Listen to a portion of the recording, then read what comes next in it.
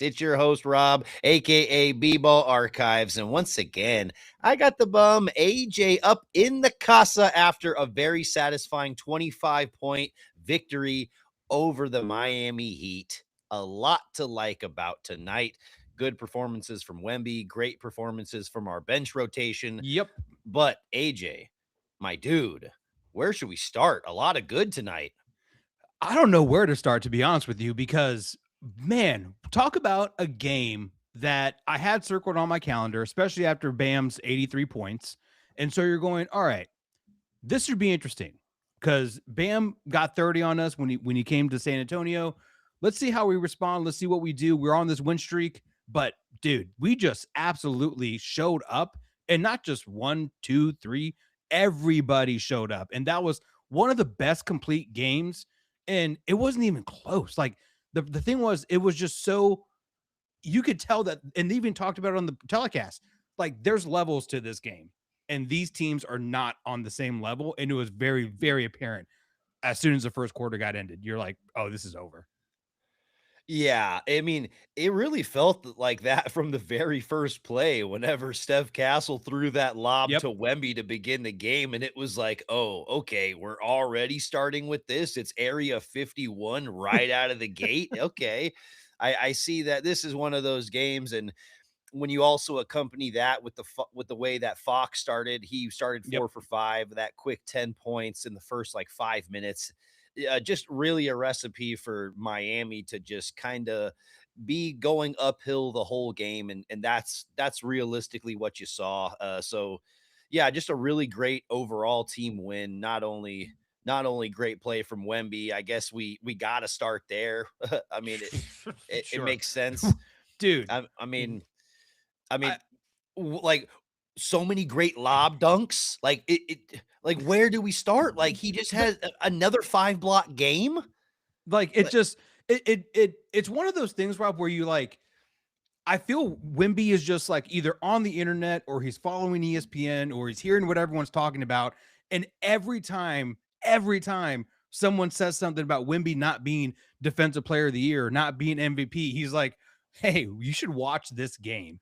And he just blows everything out. Like the fact that Spoelstra was like, Bam should be part of the defensive MVP, probably defensive player of the year. Just like, oh, should he? All right, cool. Here's 5 blocks on your face. And not only that, dude, Wemby is a player, and I wrote this down in my notes. Wemby is a player that makes you throw away everything you've learned about basketball in your life out the window. Because when you're growing up, when you're playing any kind of level of ball, you're taught, hey, use the rim to protect you from the shot blocker. Nope, not anymore. no, he has the reach to just negate that aspect of basketball because I agree. A lot of times you're crashing, you're driving on the right side and you're like, "Oh, there's a defender right over me. I'm Yeah. just going to take one more step, finish Yep. on the other side." And that's routine basketball, but Wemby can extend that opposite arm and get that block with ease. You see that on the defensive end, and tonight you also saw that with a crazy wraparound pass to Dylan Harper. I it That that pass, go oh, gadget arms. oh my god, it left my jaw on the ground. It literally was like, "Nyeh," and his arm extended and it it it put the ball in an area where only Wemby could pass it. Every other person on planet Earth would have to take another dribble. Yep. And I feel like when you can make passes like that and you're as smart as Wemby, oh my goodness. I don't think we're beginning to even see him scratch the surface as a No, playmaker. no, no. And that's the thing. Like now that he's starting to feel really comfortable and now that he's really trusting everyone around him, and we are so athletic. Like we're just a top to bottom. We're just a really, really athletic team, which I think obviously can give everyone a lot of problems. But the biggest thing is like no matter where the ball goes, everyone's athletic enough to get to that spot or get that assist or get that rebound or do all those things. And you're just like, dude, at what point as a an opponent do you just go, oh well, like at least we tried? Like everyone's athletic in the NBA, but I just feel like our players are just a step above, if not a few steps above a lot of other people. Like when you talk about the athleticism, like they're all 99s in 2K. Oh, dude, yeah, dude, when we're talking about the bounce, like, and we're talking about sheer raw, just Right. explosiveness. Right.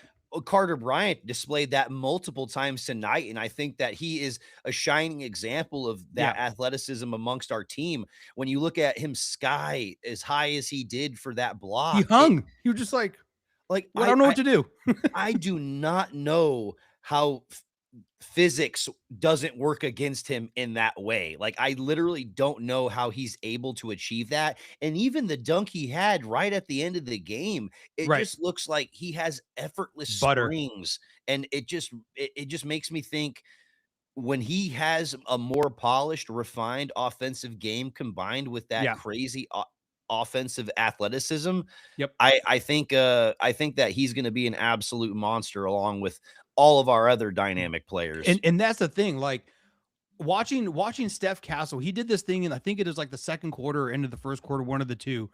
He got to the rim, and then he was able to like do like a step back, like little mid range jumper, nail that. Then either the next play or a couple plays later, he hits a corner three, and it's like the athleticism of him doing that while also simultaneously playing great defense against some pretty athletic guards too for the Heat. Like Davion Mitchell's no joke, and he didn't do anything against us. And even Bam, Mr. 83 points, only had 18. And one of the layups, he tried to do the reverse, and he was thinking about Wemby so much that he just completely bricked it. He's now on the baseline. Wemby's sprinting down the court and gets the easy dunk. They call timeout. And that was like the end of the game right there. Absolutely. Yeah, it seemed like a very underwhelming game from Bam, who's been just on a tear lately, not only with the 83-point game, but he had that, like, 31 and 22 game recently Right. where it just seemed like he went off, and yeah, this was a super inefficient game from him. Not only 2 for 10 from beyond the arc, but 5 for 17 from the Right. field, forced him to just take a lot of just really inefficient shots. But what was really the standout to me was the fact that he got only 3 rebounds. And that was the most of the story all night, was the fact that we were just dominating the Mm-hmm. glass. The rebounding battle, we won 62-38. It And wasn't even close. yes, and when you just shut off their possessions, eliminate their offensive rebounds, they're not getting those second chance opportunities. Like, you really just shut off a lot of their lifeline, and that's what it felt like we did for large chunks of the game. And you saw them just struggle to get any sort of rebounding, and dominating the glass is a really easy way to get these huge wins. Oh yeah, and then and for the Heat, that's how they get their shooters going on offensive rebounds. Grab an offensive rebound, kick it out to Hawkes, kick it out to Hero, kick it out to whoever, and that's how they get their points. And they did not get any of those. It was like watching Texas Tech again. I was like, good lord, I'm glad I'm on the other side this time. So, but I really do think that we need to give more love to De'Aaron Fox for just making people really think about what they're trying to do. And when you're even like the Heat are a very disciplined team. Eric Spoelstra's no joke. But when you're De'Aaron Fox, when you're Steph Castle, when you're Dylan Harper, and you're just going downhill, and you can have just someone in the dunker's position, even dude, how many dunks today did Wemby have that they just threw it up to the shot clock and he was able to go get it? And that's something that you just cannot control. I don't think I've laughed harder at a basketball game than I did, I think, when you played Poteet senior year of high school. Like, I think that was the last time I giggled that hard. After every other play, I'm just going, what do you do? Like, what do you do? There's nothing you can do. I'm so glad he's on our team. Otherwise, I'd be super pissed. Oh, absolutely. And it's so demoralizing when like you said, when you throw the ball what feels like to the jumbotron, and he's able to snag it and finish even against a really potent shot blocker in Khalil Ware, where it's like Yeah. that he's sending most people's shots to the second row. And Wemby's able to catch really, really insane lobs over his head. And it really just solidifies the fact that he could easily be the Wem VP. I And agree. it wouldn't surprise me one bit the way he's impacting the ball on both sides of the floor. And I also agree with this CV. Yeah. Watching FanDuel, the broadcast hyping up Mitch, coach of the year, KJ six man, Steph, first team all defense, and then Wemby MVP and Depoy. I think, you know, will all of them win those awards? Probably not. The likelihood of all of them sweeping in that way is slim to none. But if all of them aren't at least in consideration, then I will be frustrated because all of them are doing enough to be warranted for at least being nominated or at The very least being finals. right, right. Just give me a finalist.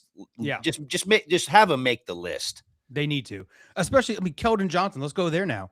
21 points tonight, and he made it look bully ball. I mean, he was like, "You're not stronger than me, and I'm going to show you that you're not stronger than me, and then I'm going to hit a 3-pointer in your face."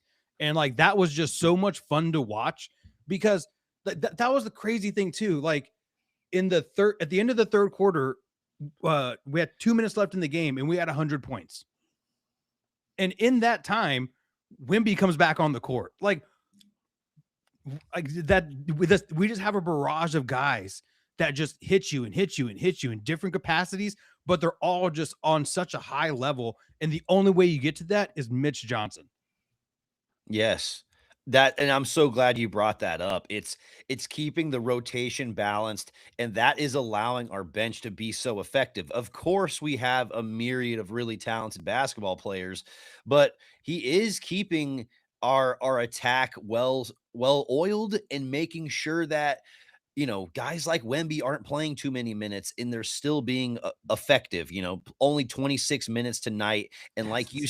said, huge production from Keldon Johnson off the bench in his 24 minutes. So these guys are having monster performances and very efficient outings, but Yep. they're not having to play 40 minutes to do it. Right.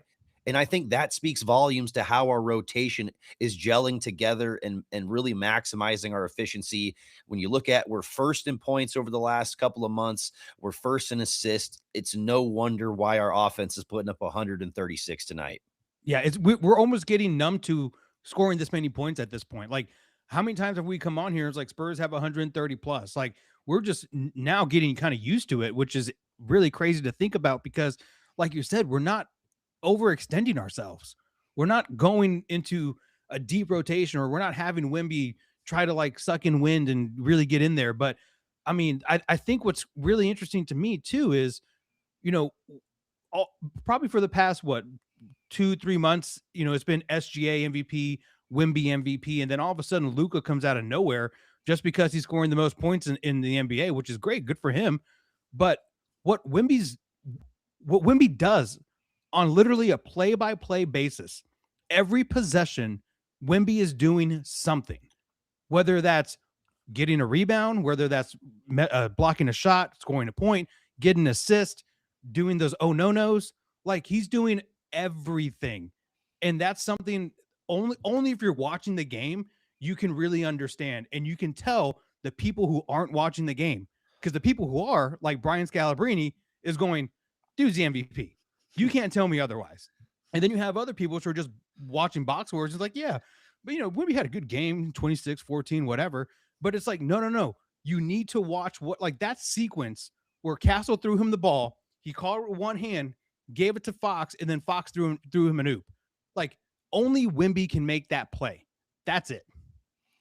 Right. And that's most valuable player type shit. And I Yeah. don't think people are willing to just fully lean into that because I don't think people are trusting what the Spurs are doing right now because it's so new and it's so fresh and there's so much other talk that's tied into the MVP conversation. But man, we've won 22 of our last 24 games, and I don't understand why you can't have Wemby as pretty much the sole reason why that happens night in, night out. Of course, we Yep. have other guys that do so much, but we have to start with the alpha and the omega, and that is Wemby. And I want to highlight this comment that Curry has gravity on offense. Wemby has magnetism. Yes, attracts opponent players on offense and pushes Yep. apart on defense. Absolutely. 1000%. Very well Nailed that. said. And when you're only box score watching, like you were saying, AJ, and so many people tend to do that, you don't see what he deters. You don't Right. see what guys straight up look away from doing. And that to me is a major part of his defensive presence and his production.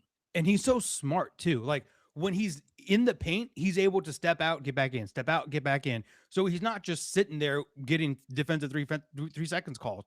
I don't even remember the last time he got one, if he's gotten one this year, to be honest with you, because he's always just being able to go back and forth, back and forth, back and forth.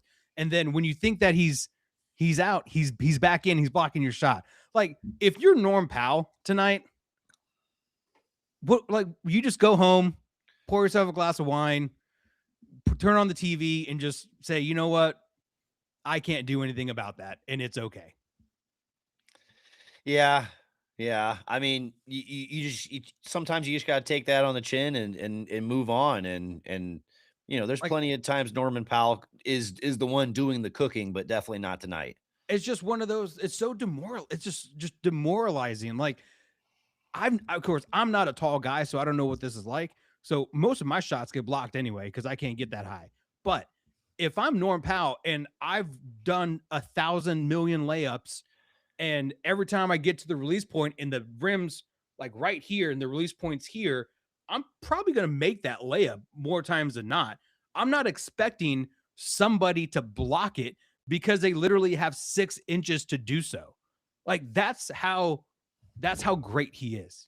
He was able to block a layup that he no one can do. No one can block that. No one can block that shot. No one can, and no one can block the shot at 13 feet either. No, not at all. Like most people, if they were to get to that exact layup, that Norm Powell layup that you were saying, it would have been a goaltend, but he's able to get there so quickly and like around the rim to where that block isn't a goaltend. And yeah, that's just some of the best rim protecting of all time already. And Yeah, and yeah, there was a comment that was saying comment from CV, Wemby dominates on defense like Bill Russell did in his time. And yes, like the efficiency of being able to defend in transition, not only against bigger opponents like he did against Wilt, but Wemby, the beauty of that is he doesn't have to do that. He is always the bigger opponent. So he's a smart team defender, a smart on-ball defender, and oh my goodness, I think that we're just witnessing the best young defender of all time. And I mean, he could 600 end up, blocks, man. yeah, 600 blocks, and he also hit 4,000 points tonight as well. Crazy. Whew, man, And so, man, yeah, what a just we're what a talent, man. Just what a talent, and I'm glad he's on our team.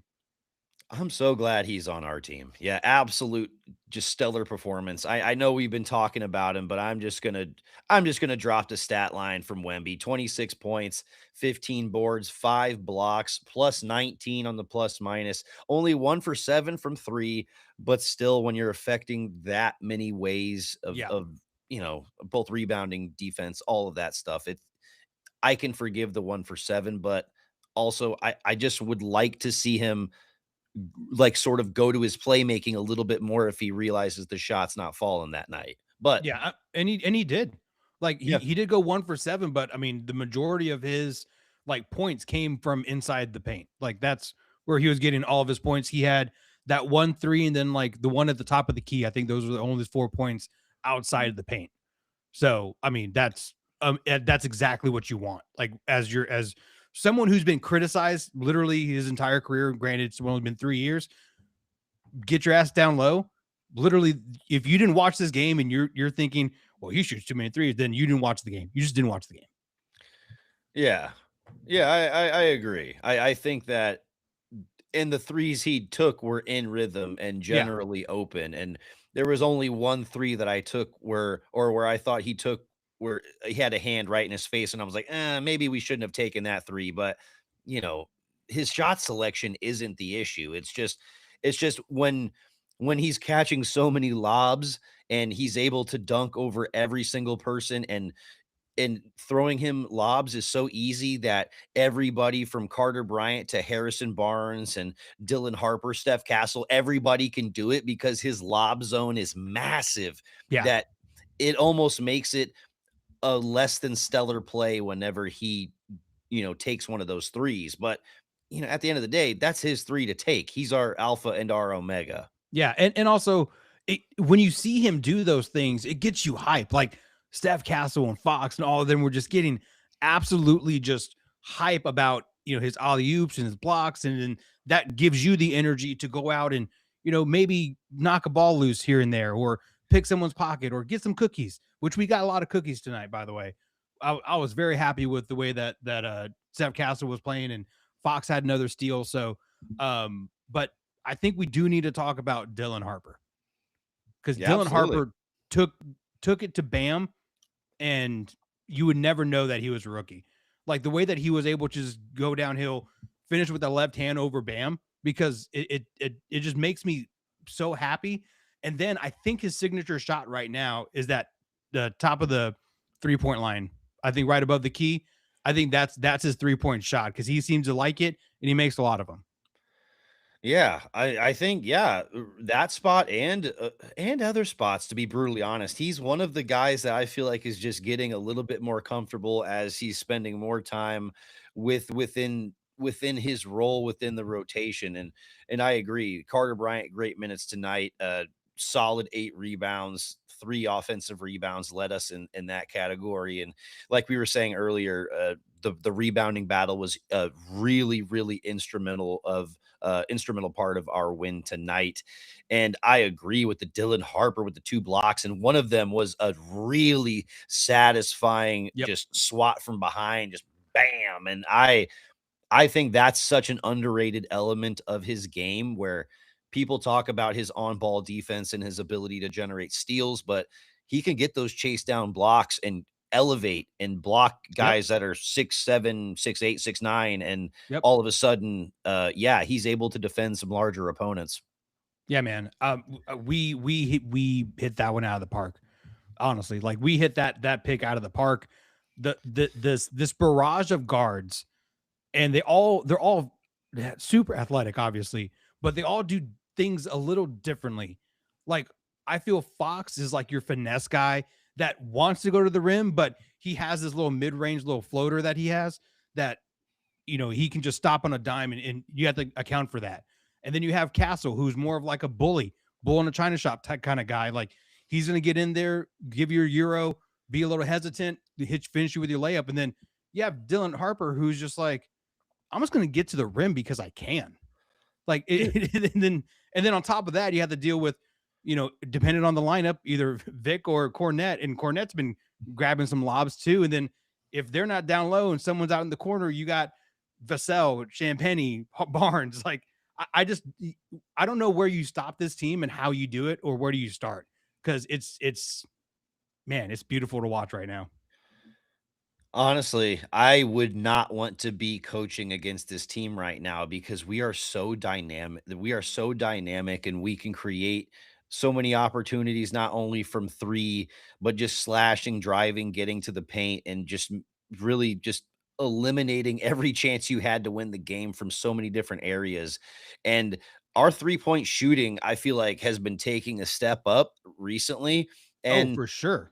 that's largely what people were trying to discredit about our team in months previously.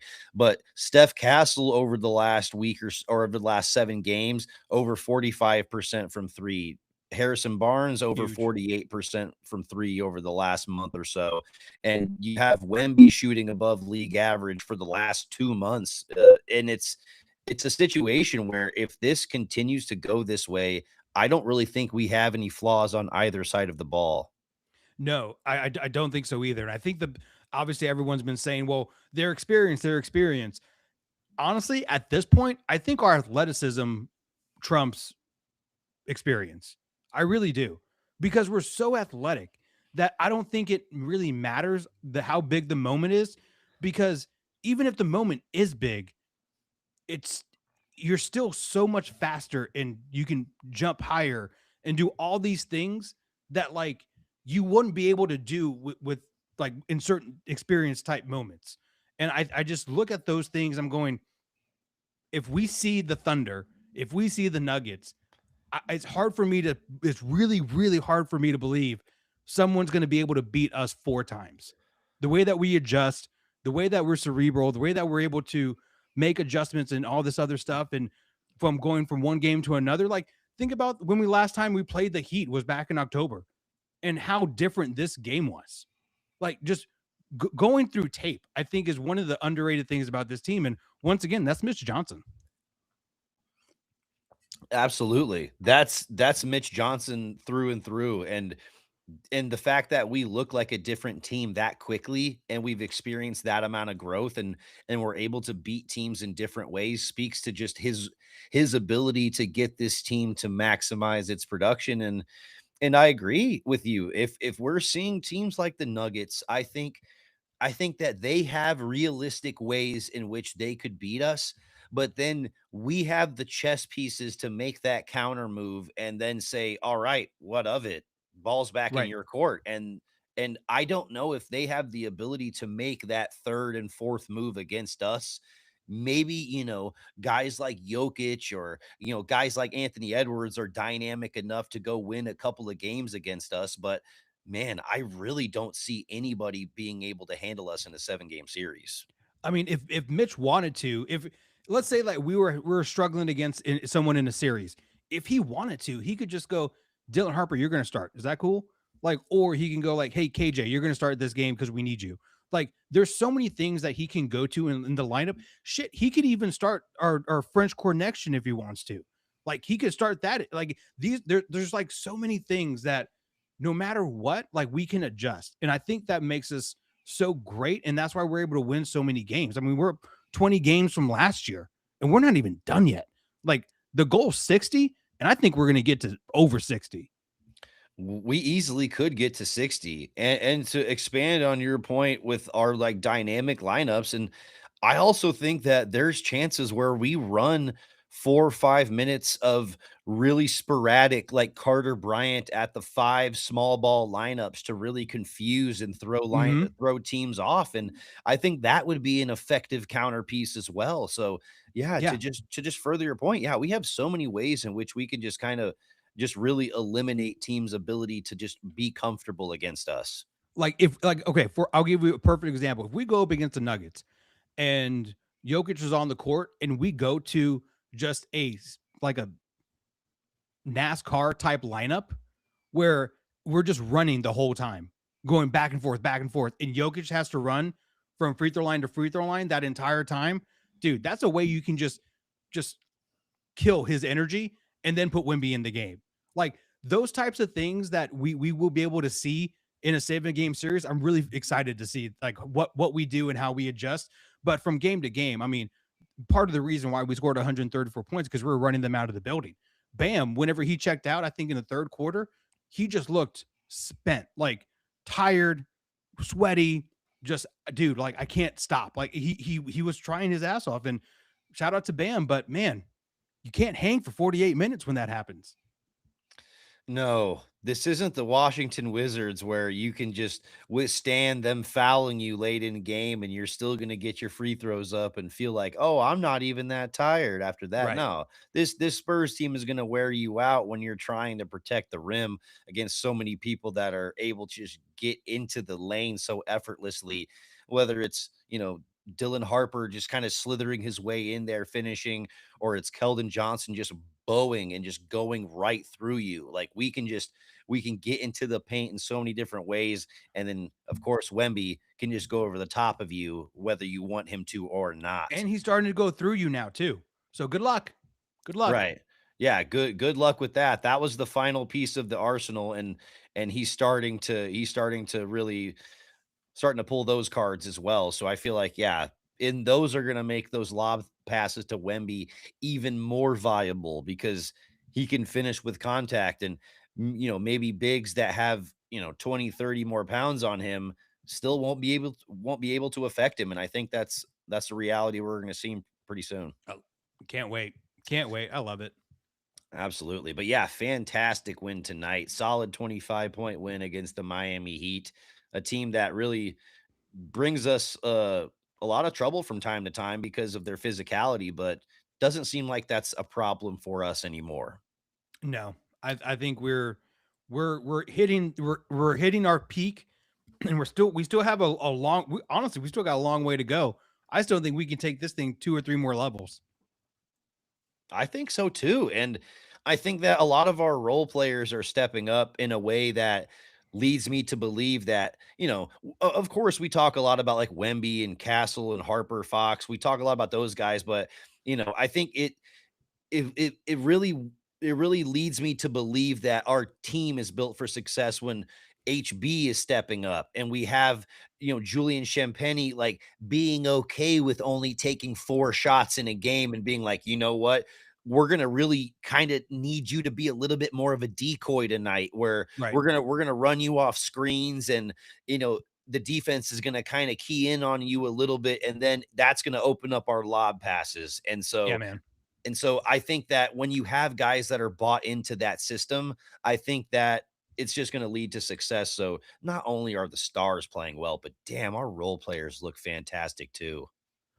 Oh, what a difference a pick makes. And then also all the great things that our front office did. Like shout out to Brian Wright, Senor Fleece, as we like to call him, for his awesome moves that he's made. And man, I'm just excited to see where this thing goes. And I know we have an expansion draft coming up here in a couple of years, which I don't think we have anything to worry about. The people that are going to be on our teams, they're going to be on our team, and then everyone else, kind of expendable. But we'll get there.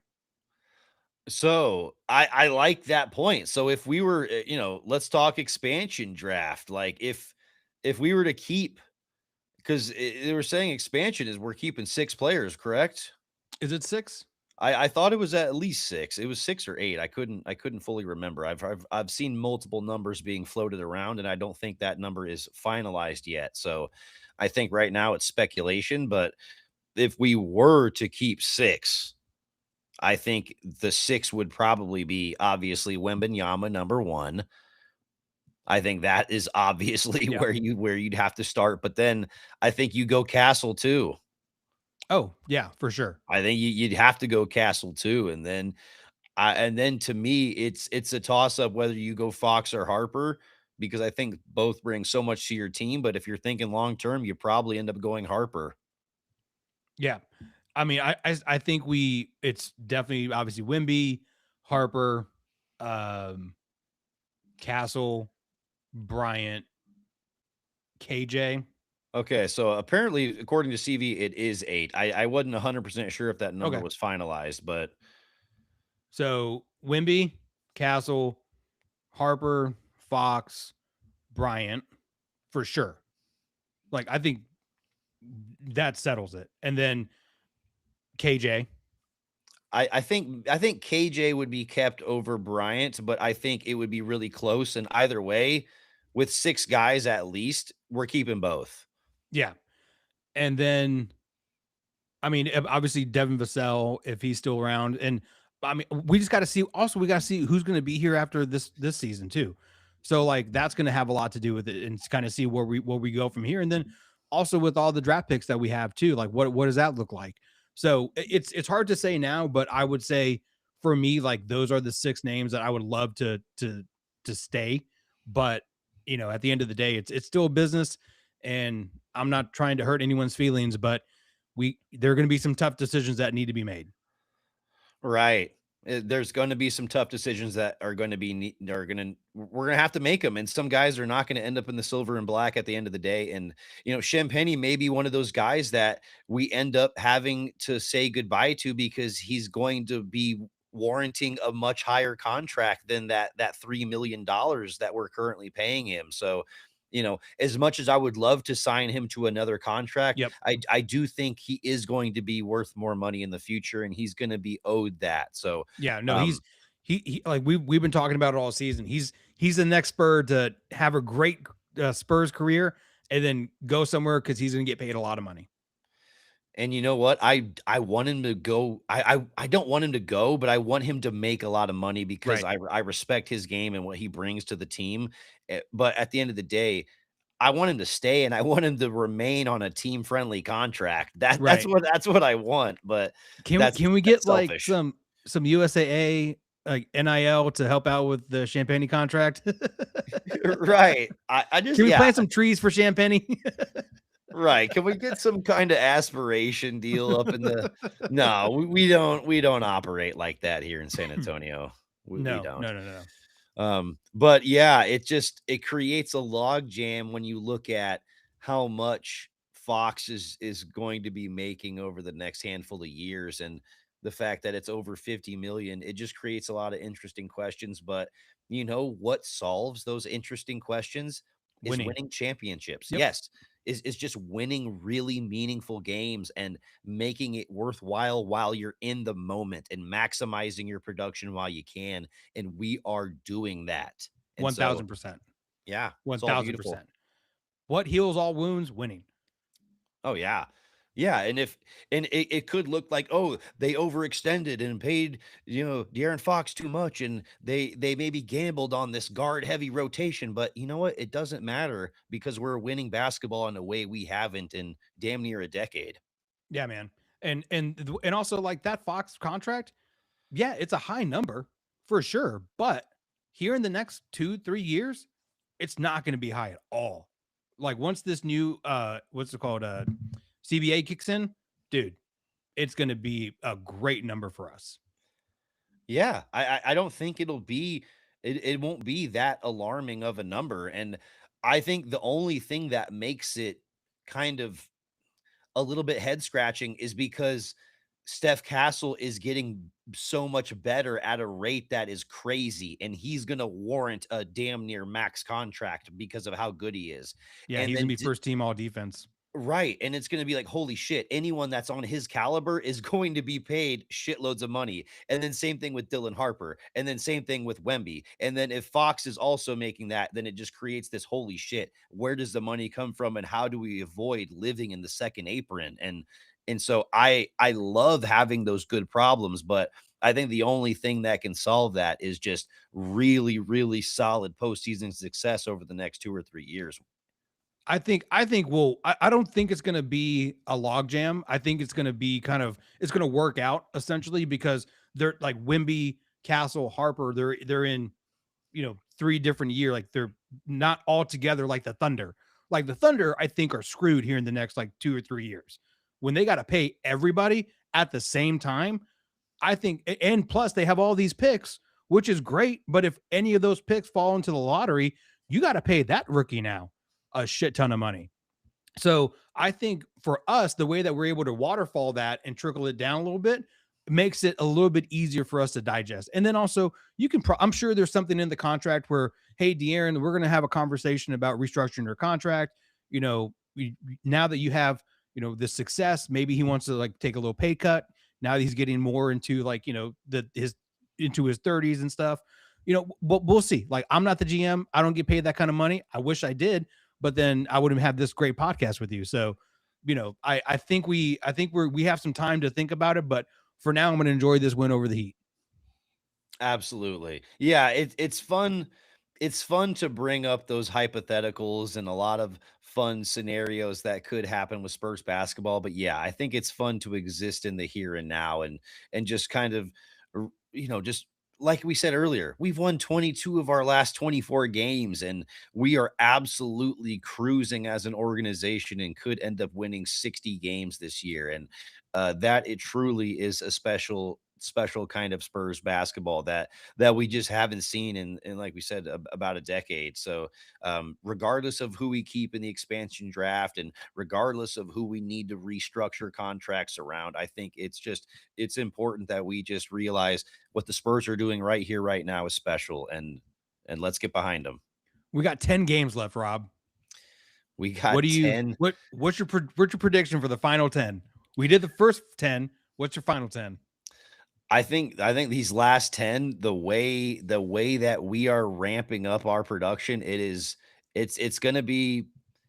it's going to be a little bit crazy because obviously we have a lot of the postseason to prepare for, but we have the upper edge on a lot of these teams. So I Yeah. think the rest of our schedule is kind of light. And if we went 8-2, it wouldn't surprise me one bit. Maybe we drop that game against the Nuggets, one of those games against the Nuggets, and maybe we get outshot by the Clippers or something, or we could get drop a game to the Blazers. They played us close earlier on in the season, Fucking and Tiago splitter.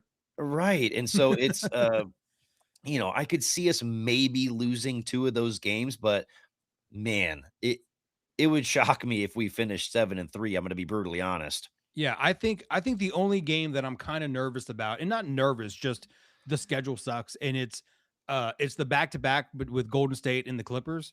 I think the Clippers might get us just on a back to back, considering that we play at 9 and then 9:30 the next day. So that's my only concern, like that little 2 game back to back. But other than that, like 8-2, 9-1, that's kind of what I think is going to happen, especially these next three, like Memphis, Milwaukee, Chicago. Like we should we should dog walk them.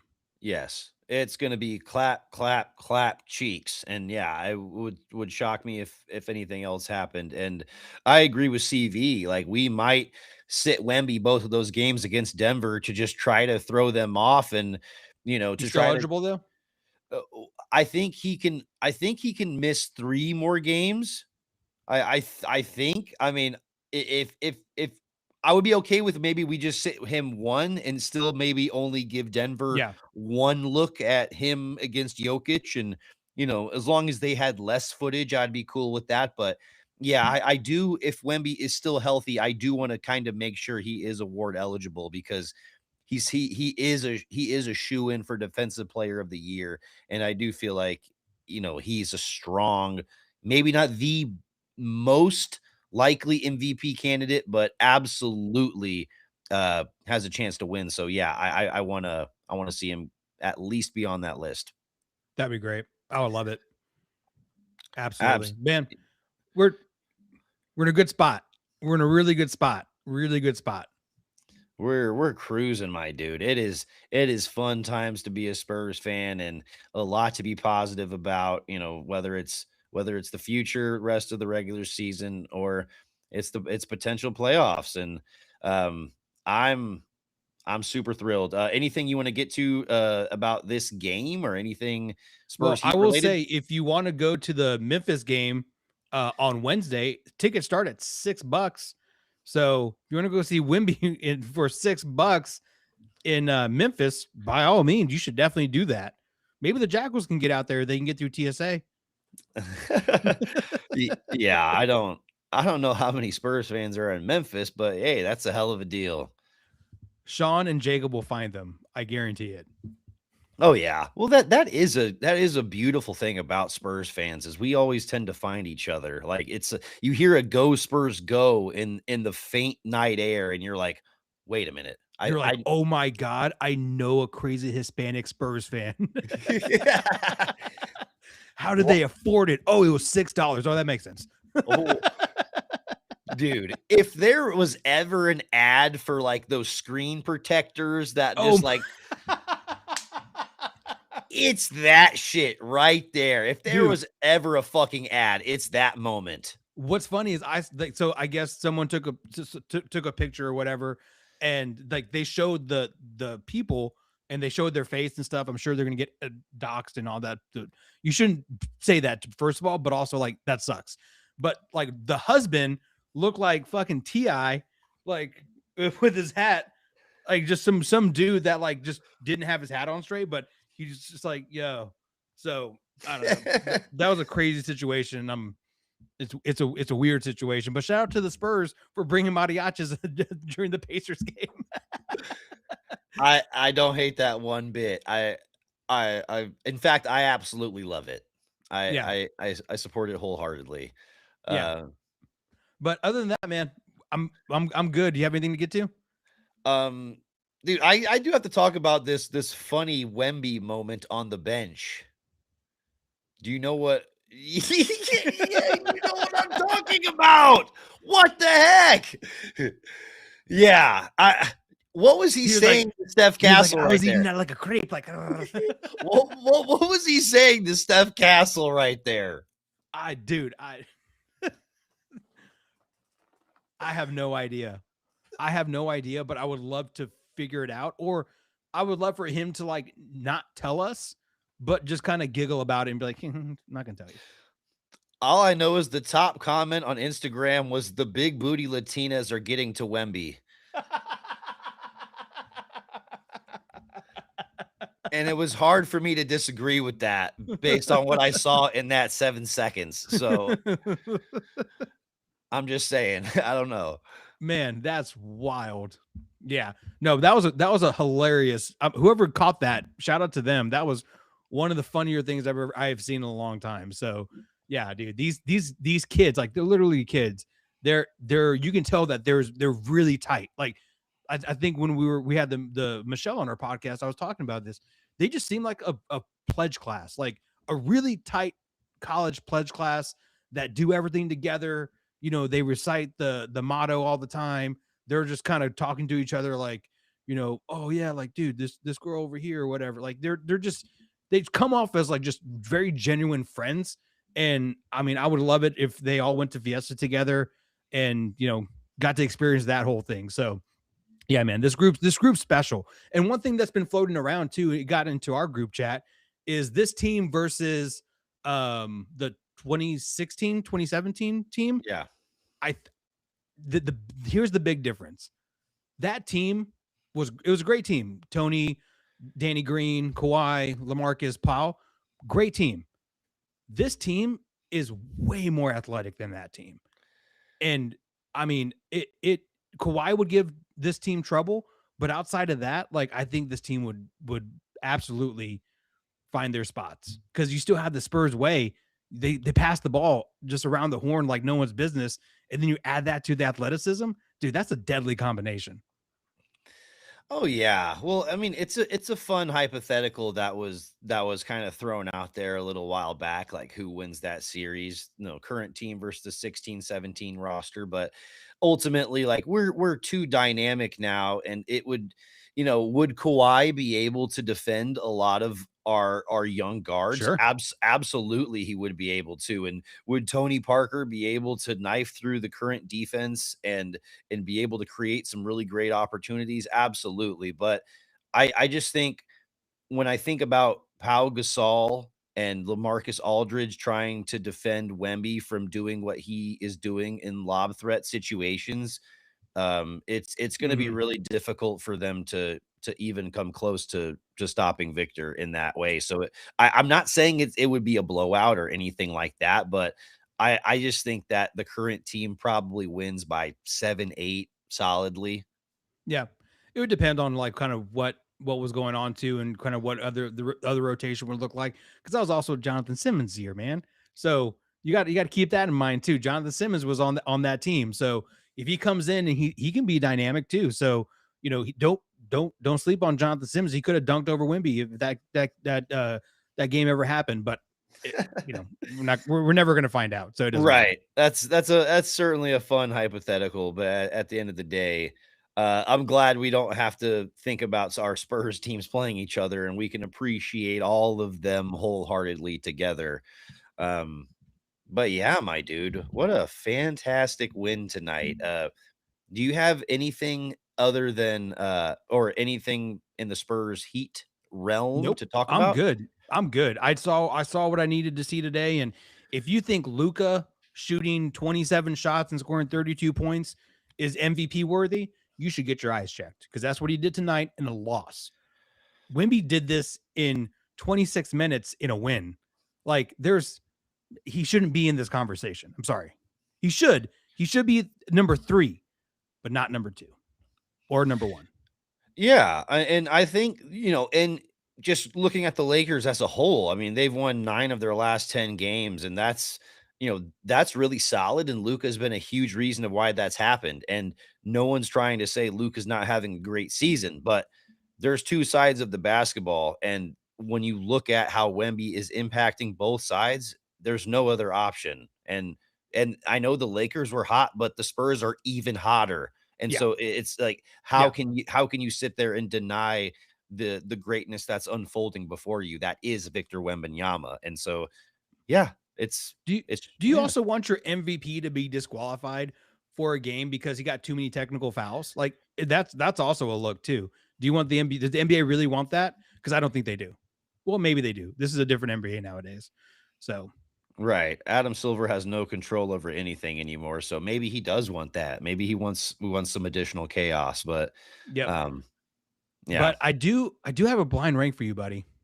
Let's do it, my dude. I'm So pumped. so today we played in Miami. Miami has a lot of really cool things, right? Really dope stuff. Bars stay open 24 hours a day. You can go like literally to a club at 7 a.m. and like start.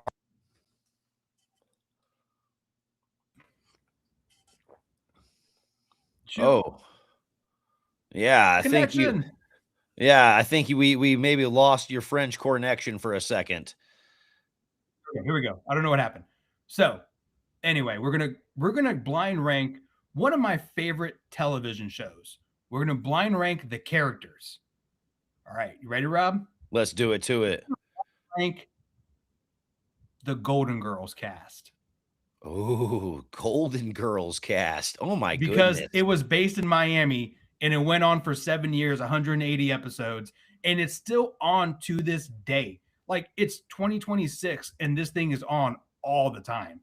So, Rob, we're gonna start. Let's do it. Dorothy Spornak. Oh my goodness, dude, Golden Girls, it's been so long, but I'm probably gonna say Dorothy's pretty low on this list. I gosh, man, you're really putting me on the spot here. Dorothy at 4. Dorothy at 4. Dude, Dorothy's one of those where like everyone loves her obviously, but then there's people who like love Dorothy and you're like you might be kind of a terrible person, but also I kind of want to hang out with you because your sarcasm's on point. Well, and it's one of those things where, like, yeah, I think maybe the fandom around the character makes me feel differently about the character, if that makes sense. I get that. I get Yeah. that. All right. But I love the show. But I love the show. We're going to go Blanche, Oh man. the hoe. Why do I identify with Blanche though? No. Because she was always down for a good time. Like, she was always the one that's like, well, let's go out for a party. Let's go out for a drink. So I enjoyed she was great. She was hilarious. I mean, I'm probably gonna put Blanche at 2. Blanche is solid. Sophia. For Sophia Petrillo. Picture this.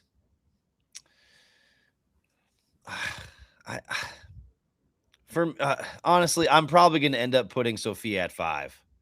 Sophia at 5. Ooh. Yeah. All right. Rose.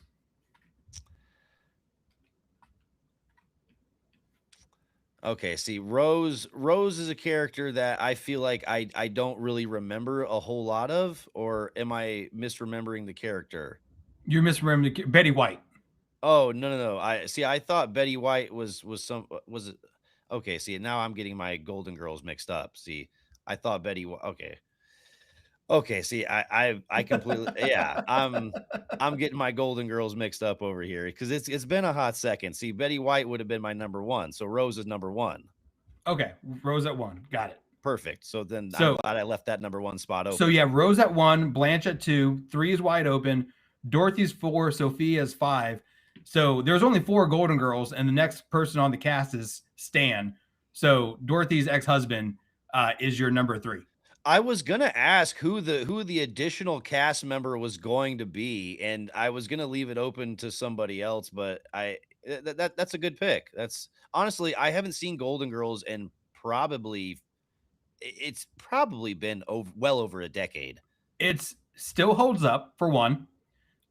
It's still absolutely hilarious. It's on the Hallmark channel all the time. It's on Hulu. They even got the Golden Palace on Hulu, which is the spinoff without Dorothy with Cheech Martin in it too. So dude, it's a solid show. I enjoy it. Absolutely. And it's one Thank of you those for being a friend.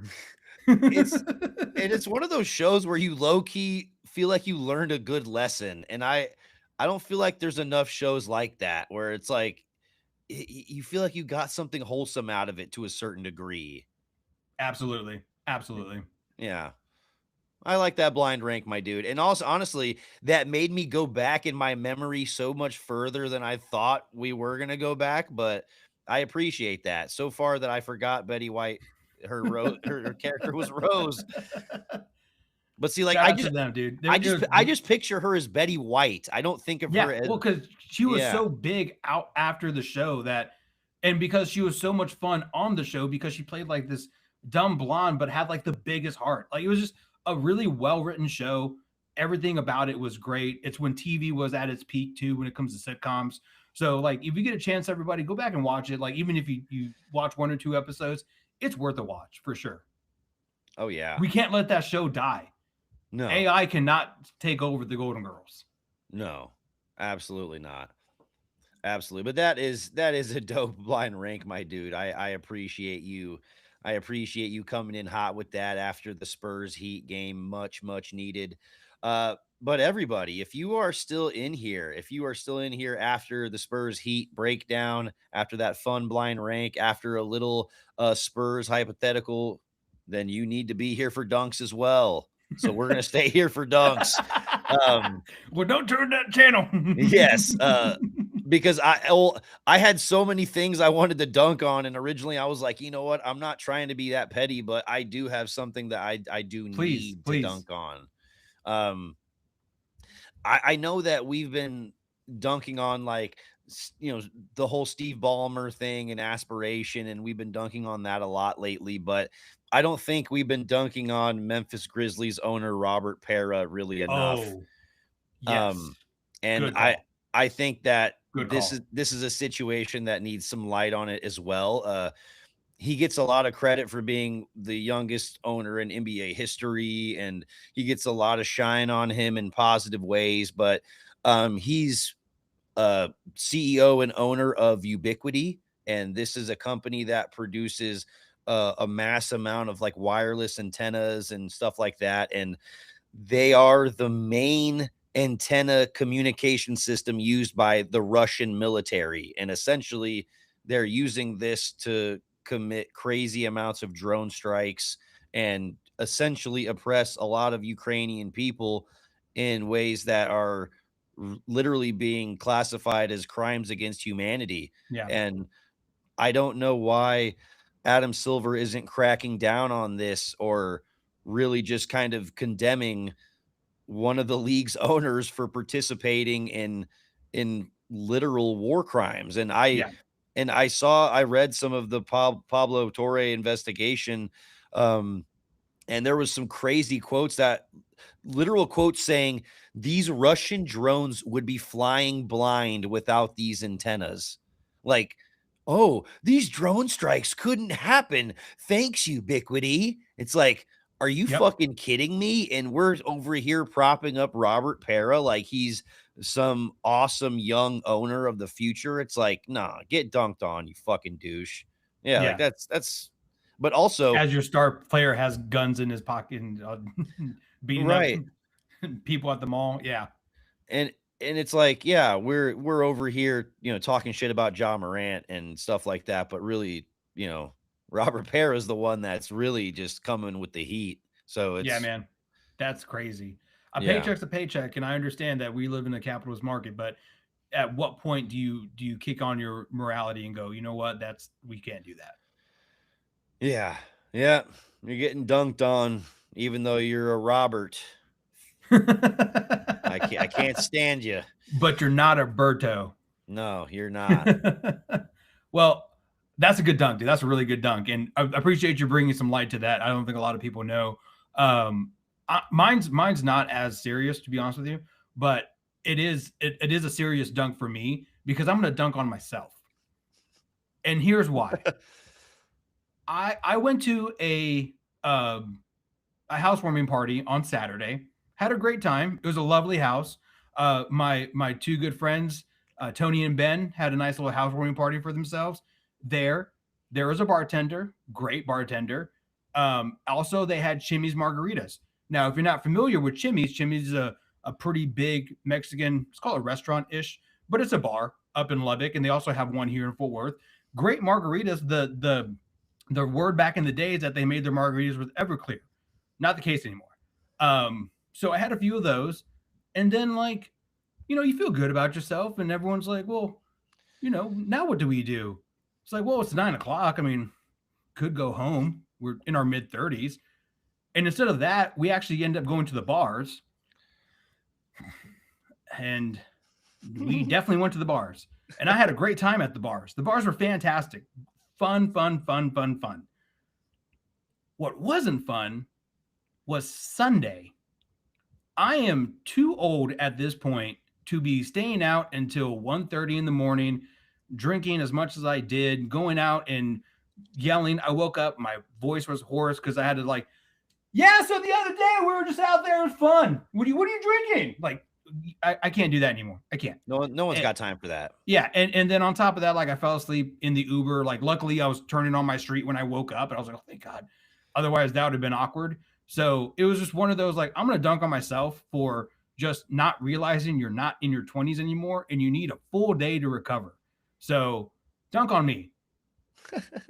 You know what? That's a worthwhile dunk. And that's a good follow up to my dunk on myself for my terrible brackets last week. So I think it's important to dunk on ourselves every once in a while because we hop up here and we say a lot of stuff, and sometimes it's crazy, and sometimes in our own personal lives we do some weird boneheaded stuff, and it's important to hold ourselves accountable. So solid dunk, Yeah. my dude. It was one of those, like, the next morning my wife was like, oh, did you have fun? I was like, oh, it was a great time. And she was like, okay, well, go wash your beard. You still smell like liquor. And I was like, oh shit, okay.